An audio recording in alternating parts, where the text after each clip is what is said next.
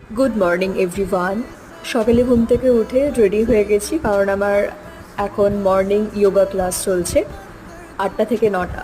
তো yoga class complete করে আমি আজকে ব্রেকফাস্টে খেয়েছিলাম ছাতুর শরবত, তার সাথে খেয়েছিলাম 2টো কাঁঠালি কলা আর ডিম সেদ্ধ।